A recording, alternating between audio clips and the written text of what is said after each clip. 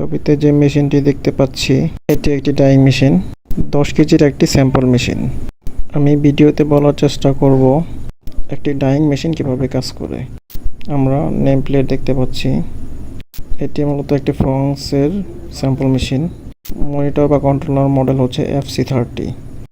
এই মেশিনের একটি এডিশনাল ট্যাঙ্ক রয়েছে, আমরা ছবিতে যা দেখতে পাচ্ছি, এবং একটি ডোজিং মোটর। এই এডিশনাল ট্যাঙ্কের মাধ্যমে কালার মেশিনে দেওয়া হয়। এটি মেন ট্যাঙ্কি।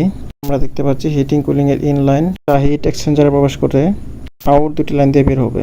এই যে দুটি লাইন দেখতে পাচ্ছি, স্টিম এবং একটি পানির লাইন, এবং দুটি নিউমেটিক পিস্টন ভালভ দেখতে পাচ্ছি। দুটি মূলত একসাথে সংযুক্ত।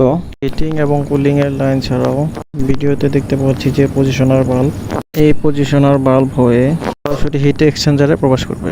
পজিশনার লাইনের ইনসাইডে সবসময় হাওয়া থাকবে।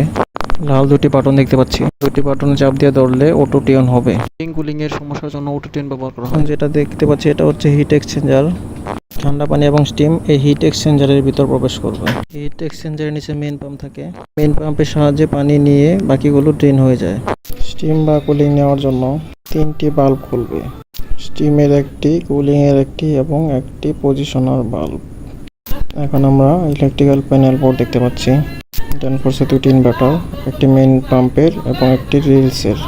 নিচে আমরা মোটর MPCB দেখতে পাচ্ছি, এবং সবার নিচে যা দেখতে পাচ্ছি তা হচ্ছে সলিনয়েড, হচ্ছে ফক্স মেশিনের PLC, এবং ডান পাশের গুলো input output module M20, DM32 এমন আরও কিছু ইনপুট আউটপুট মডিউল রয়েছে। কন্ট্রোলার থেকে সিগন্যাল পাওয়ার পর সরাসরি PLC-তে আসে। এটি হচ্ছে প্রেসার ট্রান্সডিউসার। মেশিনের পানি নেওয়া শেষে হিট এক্সচেঞ্জার হয়ে ড্রেন হবে। আমরা হিট এক্সচেঞ্জারের সাথে 2টি লাইন দেখতে পাচ্ছি।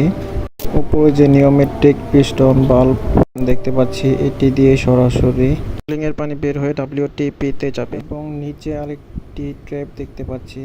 এই ট্র্যাপ দিয়ে স্টিম লাইনের বাষ্প বের হবে।